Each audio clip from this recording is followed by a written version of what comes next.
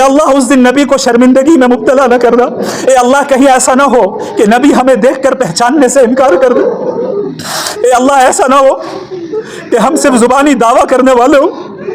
اے اللہ ایسا نہ ہو کہ ہم نبی کا انکار کرنے والے ہو، نبی کی مخالفت کرنے والے ہو۔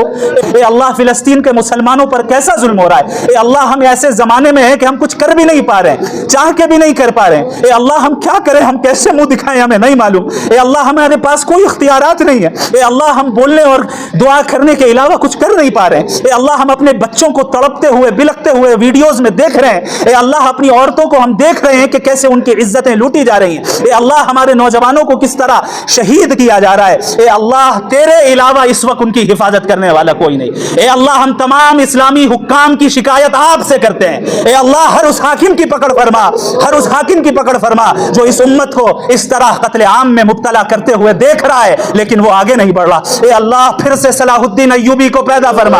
اے اللہ پھر سے عمر بن خطاب کو پیدا فرما۔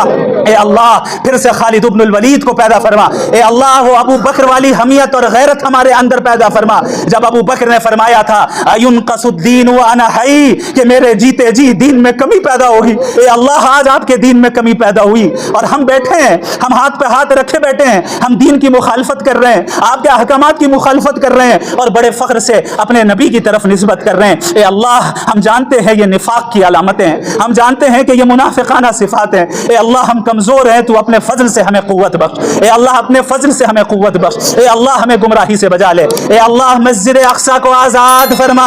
اے اللہ مسجد اقصی کو آزاد فرما۔ اے اللہ مسجد اقصی کو آزاد فرما اور تمام مظلوم مسلمانوں کی مدد فرما۔ اے اللہ ملک بھارت کے مسلمانوں کی مدد فرما، انہیں ظالموں کے ظلم سے بچا، بالخصوص جموں کشمیر کے مسلمانوں کی حفاظت فرما۔ اے اللہ ہماری مساجد کی حفاظت فرما، ہمارے مدارس کی حفاظت فرما، ہمارے مراکز کی حفاظت فرما، ہمارے علماء کی حفاظت فرما، حق گوئی کرنے والوں کی حفاظت فرما۔ اے اللہ حق گوئی کرنے والوں کی حفاظت فرما۔ اے اللہ ہمارے پاس اسباب نہیں ہے، ہمارے پاس اقتدار نہیں ہے، ہمارے پاس قوت نہیں ہے، لیکن پھر بھی جو ہم ٹوٹی پھوٹی خدمت انجام دے پاتے ہیں وہ صرف اسی بھرم میں دے پاتے ہیں کہ تیری مدد اور تیری حفاظت ہمیں حاصل ہے۔ اے اللہ تو ہماری لاج رکھ لینا۔ اے اللہ قیامت کے دن جب نبی کریم صلی اللہ علیہ وسلم کے سامنے اس صدی کے مسلمانوں کو لایا جائے گا، اے اللہ اس دن نبی کو رسوا نہ کرنا، اے اللہ اس دن نبی کو شرمندگی میں مبتلا نہ کرنا۔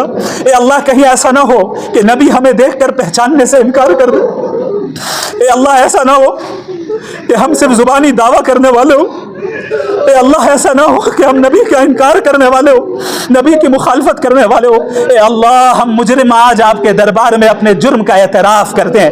اے اللہ تو نے تو فرمایا ہے کہ لو بلغت ذنوبک عنان السماء کہ اگرچہ تیرے گناہ آسمانوں تک پہنچ جائے لیکن تو سچے دل سے ہماری طرف رجوع کر لے اور توبہ و استغفار کرے، میں تمام گناہوں کو بخشنے والا ہوں اور مجھے کوئی پرواہ نہیں۔ اے اللہ ہمارے تمام گناہوں کو معاف فرما، ہمیں تو جذبہ عطا فرما، دین پر چلنے کی توفیق عطا فرما۔ اے اللہ ہمیں موت سے پہلے اس اسلام کا عروج دوبارہ دکھا دے۔ اے اللہ موت سے پہلے اس اسلام کا عروج دوبارہ دکھا دے۔ اے اللہ اب آنکھیں ترس رہی ہے، اے اب آنکھیں ترس رہی ہے اس اسلام کو عروج پر دیکھنے کے لیے۔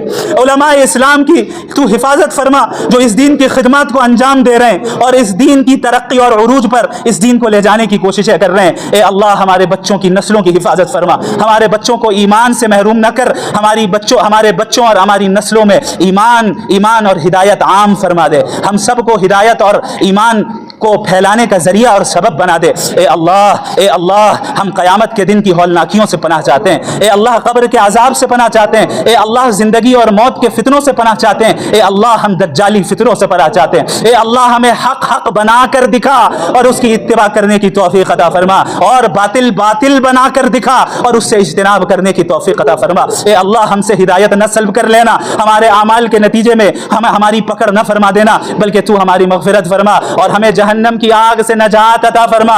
اللہم اجرنا من النار، اللہم اجرنا من النار، اللهم اجرنا من النار وادخلنا الجنة مع الابرار، وادخلنا الجنة مع الابرار، وادخلنا الجنة مع الابرار يا عزيز يا غفار۔ سبحان ربك رب العزة عما يصفون وسلام على المرسلين والحمد لله رب العالمين۔